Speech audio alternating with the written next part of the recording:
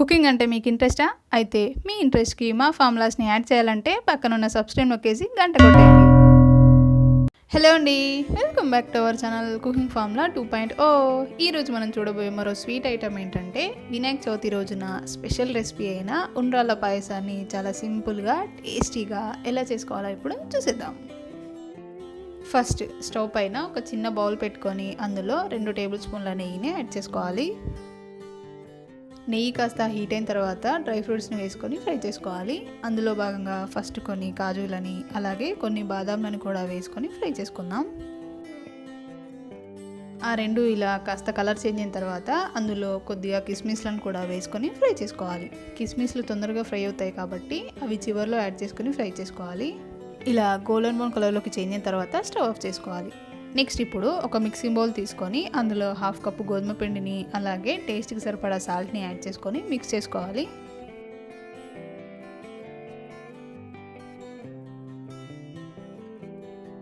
ఇప్పుడు కొద్దిగా వాటర్ని యాడ్ చేసుకుంటూ చపాతీ పిండిని తడుపునట్టుగా తడుపుకోవాలి.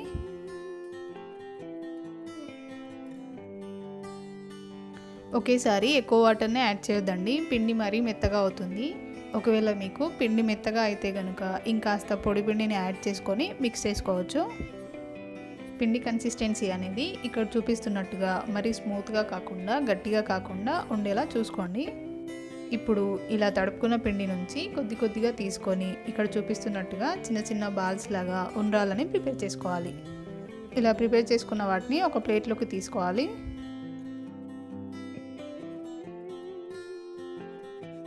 ఇదే విధంగా మిగిలిన పిండితో కూడా ఉండ్రాలని ప్రిపేర్ చేసుకోవాలి.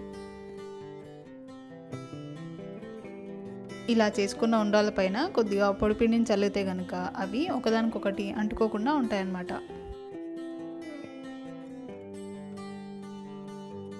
ఇక నేను ఉండ్రాలతో పాటు కొన్ని తాలికలను కూడా ప్రిపేర్ చేశానండి. కొద్దిగా పిండిని తీసుకొని ఫస్ట్ బాల్ లాగా ప్రిపేర్ చేసుకొని ఆ తర్వాత ఇలా సన్నగా రోల్ చేసుకోవాలన్నమాట. ఇదే విధంగా మిగిలిన పిండిని కూడా ఉండ్రాలలాగా తాలికల్లాగా ప్రిపేర్ చేసుకోవాలి. ఇలా ప్రిపేర్ చేసుకున్న వాటిని కాసేపు పక్కన పెట్టేద్దాం. నెక్స్ట్ ఇప్పుడు మరొక బౌల్లో 3/4 కప్పు గోధుమ పిండిని తీసుకోవాలి. అందులో 1 గ్లాస్ వాటర్ని యాడ్ చేసుకొని పిండిని ఉండలేమీ లేకుండా మిక్స్ చేసుకోవాలి.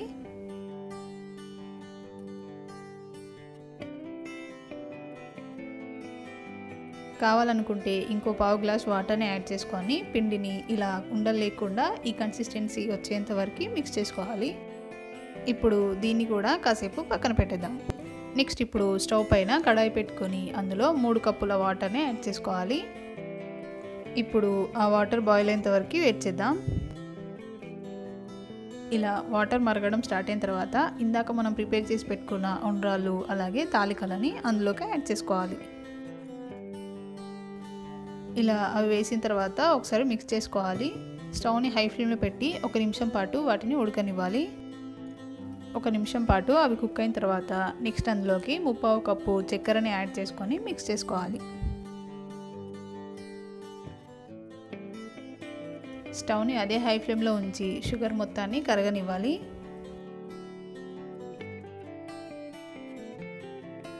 చక్కెర అంతా కరిగిపోయి ఆ వాటర్ ఇలా మరుగుతున్న టైంలో స్టవ్ని మీడియం ఫ్లేమ్కి తగ్గించి ఇందాక మనం ప్రిపేర్ చేసి పెట్టుకున్న గోధుమ పిండి మిశ్రమం ఉంది కదా, దాన్ని ఇలా ఇక్కడ చూపిస్తున్నట్టుగా కొద్దిగా వేసుకుంటూ మిక్స్ చేస్తూ ఉండాలి.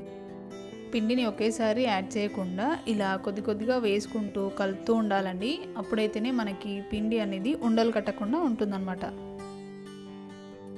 ఇలా అంతా బాగా మిక్స్ చేసుకున్న తర్వాత అందులోకి 1/2 టేబుల్ స్పూన్ ఇలాచీ పౌడర్ని కానీ లేదా 2 ఇలాచీలని యాడ్ చేసుకోవాలి. అందులోనే 1 టేబుల్ స్పూన్ కొబ్బరి పొడిని కూడా యాడ్ చేసుకొని అంతా కలిసేలా మిక్స్ చేసుకోవాలి. ఇప్పుడు స్టవ్ని అదే మీడియం ఫ్లేమ్లో ఉంచి 2 నిమిషాల పాటు మూత పెట్టేద్దాం. 2 మినిట్స్ తర్వాత మూత తీసి చూస్తే పాయసం ఇలా చిక్కబడి ఉంటుందన్నమాట.